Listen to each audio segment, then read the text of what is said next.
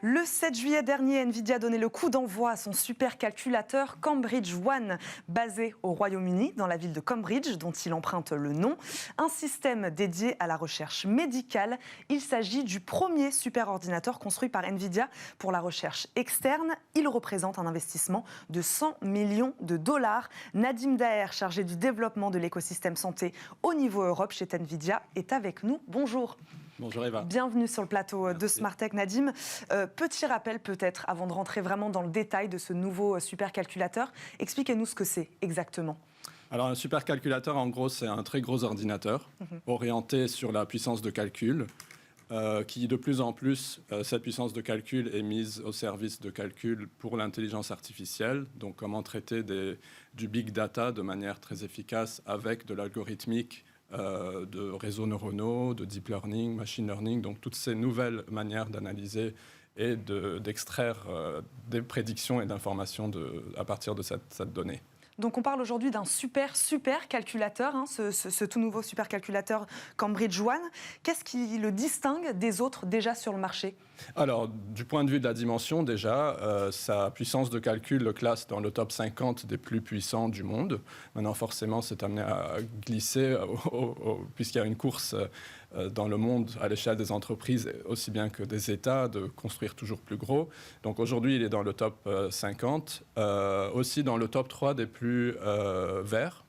Donc ça, c'est très important. C'est la particularité aussi. Une autre particularité dans le sens où l'énergie qui est assez conséquente, qui l'alimente, est à 100% issue d'énergie renouvelable. Donc ça, c'est un critère important, surtout pour l'applicatif santé qui vient avec. Donc voilà, il faut que l'aspect écologique soit aligné avec son destin. Donc plus puissant, plus respectueux de l'environnement, c'est ça. Je le disais, on l'applique ici à la recherche médicale. C'est la première fois qu'il est appliqué à la recherche médicale ou non? C'est plutôt commun. C'est le seul à l'échelle mondiale qui est dédié à la recherche biotech et médicale. Donc dédié, c'est-à-dire qu'il a été construit de cette manière-là?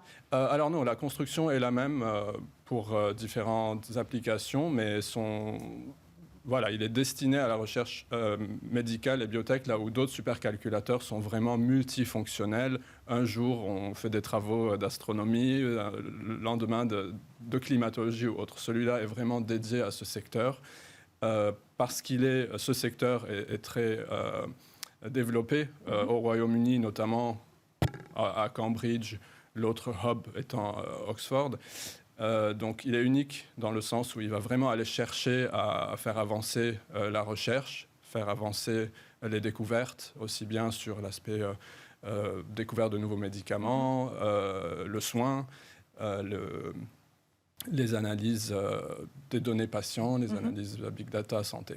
En l'occurrence, ici, sur quoi porteront les recherches exactement? Alors, elles seront diverses et variées. Il y a un premier panel de partenaires qui sont les partenaires, en gros, fondateurs, qui apportent chacun leur premier projet. Il y en a un qui vient d'être complété, d'ailleurs, sur l'analyse d'imagerie médicale IRM pour faire avancer la recherche en neurologie. D'autres acteurs, comme les géants de la pharma, qui sont impliqués, donc AstraZeneca, GSK, qui sont issus de ce terreau fertile qu'est Cambridge, apportent plutôt une dimension d'accélérer la découverte de nouveaux médicaments, la simulation d'interaction de molécules dans l'espoir d'être beaucoup plus réactif quand on identifie un nouveau pathogène, un virus comme celui de la Covid, rapidement pouvoir trouver des candidats aux médicaments, faire accélérer cette réflexion en entonnoir où on part de milliards de possibilités de la pharmacopée et identifier quelques milliers qu'on va apporter dans les phases humides en laboratoire pour faire les essais et au-delà, bien sûr, les essais cliniques sur l'animal et sur l'homme. Donc ces phases amont qui, d'habitude, prenaient des années, voire des dizaines d'années, peuvent être ramenées à des mois. Et on l'a vu, là, il y a beaucoup de candidats aux médicaments qui ont déjà émergé 2 ans à peine après l'émergence du Covid. On n'est pas encore à dire on a trouvé le médicament ou le vaccin grâce à ça, mais je crois que ces phases amont ont été nettement accélérées. Vous parliez tout à l'heure en effet de cette manne d'informations, notamment sur la biologie moléculaire. C'est vrai que sur cette discipline ou une autre, historiquement, on parle de discipline, comment dire, très laborieuse, d'où l'intérêt justement ici du supercalculateur. Quel retour avez-vous des scientifiques justement qui travaillent sur ces sujets-là, dont vous facilitez quand même énormément le travail? Exactement, donc c'est un outil en fait. C'est ça. Et en gros, il a deux fonctions. Soit accélérer la manière dont on sait faire et dont on fait les choses aujourd'hui, passer des temps d'attente, de calcul d'années à des mois, ou de mois à des jours, ou de jours à des heures. Donc il y a cette accélération de l'état de l'art de ces travaux. Et ensuite, il y a l'innovation. Apprendre à faire autrement avec ces nouvelles techniques qui ne cessent d'avancer au jour le jour et qui tendent vers l'intelligence artificielle, donc qui nécessitent une puissance de calcul adaptée. Comment se place aujourd'hui votre technologie, la technologie NVIDIA, par rapport à celle des autres acteurs du marché ? Alors, NVIDIA est vraiment transverse dans le monde de la Big Tech, dans le sens où on développe des solutions d'infrastructure avec de l'algorithmique, des couches logicielles de plus en plus élaborées, qui à leur tour sont soit déployées dans des data centers en propre, dans des supercalculateurs, mais aussi dans les data centers justement de nos partenaires tels que les clouders, les trois grands cloud mondiaux, les GAFAM américains, sont tous équipés de très gros data centers, forcément très bien équipés de technologie NVIDIA, qui est revendu à l'heure, à la journée ou à la semaine, donc en mode as a service. Donc vous travaillez avec ces géants de la tech aujourd'hui, vous n'êtes pas concurrents, ou peut-être sur certains aspects de votre technologie, en tout cas vous travaillez avec eux. Alors la mise sur le marché, forcément, il y a quelque part une concurrence entre différents modèles. Est-ce qu'on veut externaliser, est-ce qu'on veut aller sur le cloud, ou est-ce qu'on veut faire les choses en propre? Donc l'accès à la technologie, le go-to-market, comme on dit, est peut-être à des moments concurrentiel, mais sur l'aspect technologique, on est partenaire de tous ces fournisseurs de services de calcul déporté, de cloud, etc. Pour rester sur la comparaison et sur cet aspect international avec vous, Nadim, donc vous parliez de la concurrence ou non d'ailleurs de ces géants de la technologie. Là, on parle d'une technologie qui a été développée au Royaume-Uni. Un petit mot peut-être sur la France. Comment se place la France aujourd'hui sur ces super ordinateurs, sur ces super calculateurs ?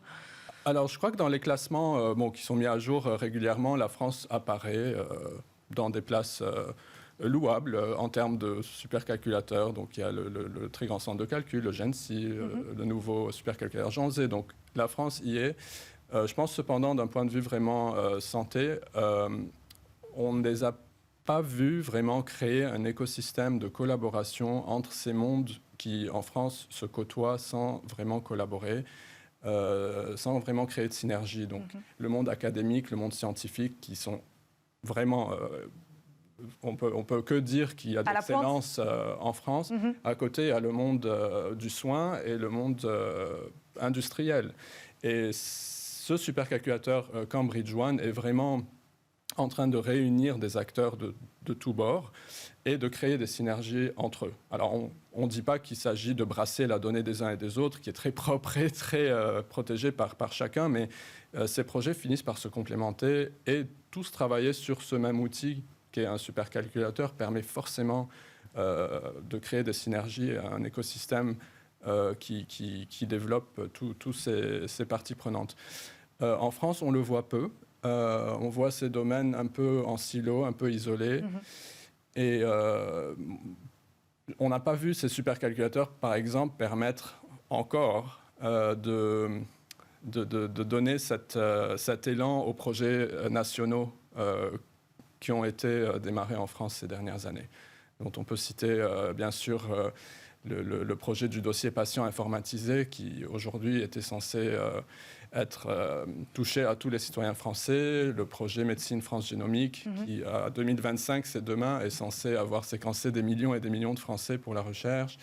Le Health Data Hub, qui, aujourd'hui, était censé être à ce stade, était censé être un guichet d'accès à l'information de données de soins et de santé qui pataugent, on peut le dire, dans des remises en question stratégiques ou autres. On va rester, Nadine, d'ailleurs, sur ce que vous venez de nous dire, c'est-à-dire la création de synergies, en tout cas grâce à ce supercalculateur. Merci beaucoup d'avoir répondu à nos questions aujourd'hui. Je le rappelle, vous êtes donc chargé de développement de l'écosystème santé au niveau Europe chez NVIDIA. Merci de nous avoir accompagnés. C'est l'heure de notre talk du jour, focus aujourd'hui sur les EdTech.